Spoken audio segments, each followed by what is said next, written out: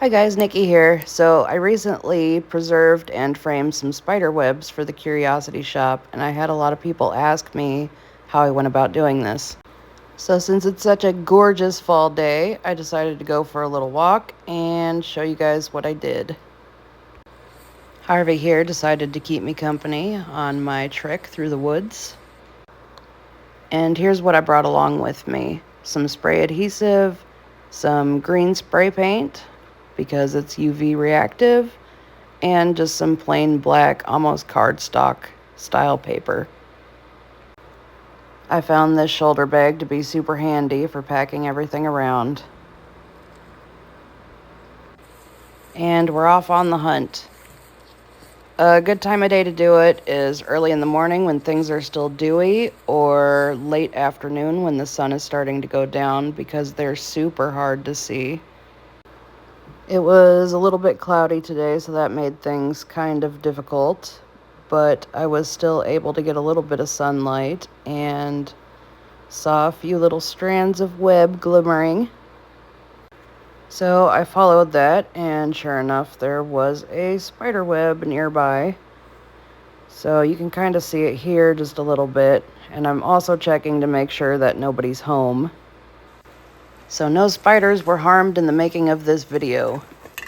So I set everything down, and now I'm getting out my spray paint. You can use whatever color you want. Usually I use white.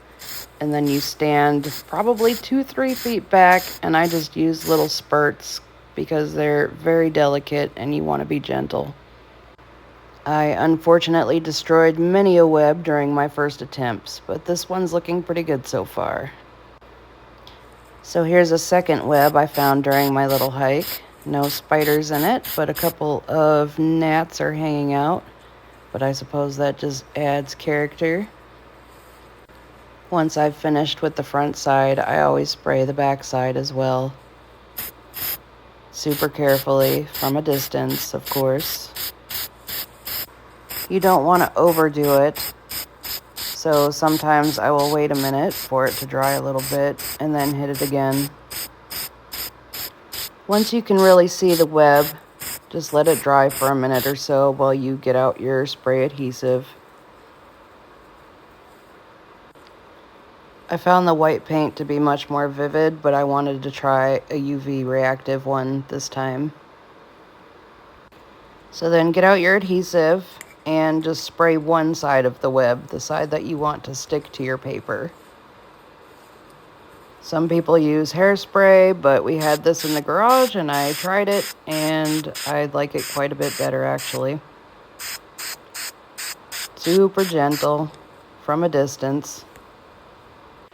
So then you're going to want to get out your black paper and then super quickly but super gently stick it to the adhesive on the back of the web.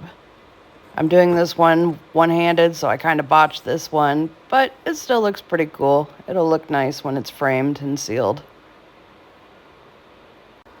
It was my first attempt with the green too, so I might have went a little bit too heavy on it, but my second attempt turned out much better. It's not quite as vibrant, but we managed to get the whole web. And here they are together. And it's time to go. So you don't want to put these back in your bag. You want to hold them because they are going to be a little bit tacky still. So we're going to head back towards the house and grab some clear spray paint and seal those in.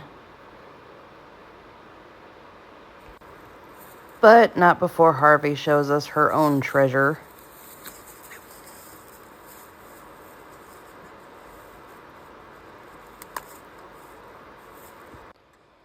So we're back at base camp, and I'm just going to put a clear coat on top of this because I do like to frame them, and I don't want them to stick to the frame or rub off. I usually let this dry and then do another coat. Again, I'm doing it from a bit of a distance because these webs are pretty delicate. You can use a matte or a gloss, it's up to you. And then after a few coats, I usually set them out to dry overnight before I put them in frames. And now for the final reveal. I think it turned out pretty cool, but feel free to try your own process, your own colors, and if you come up with something, feel free to pass it along. I'd like to see.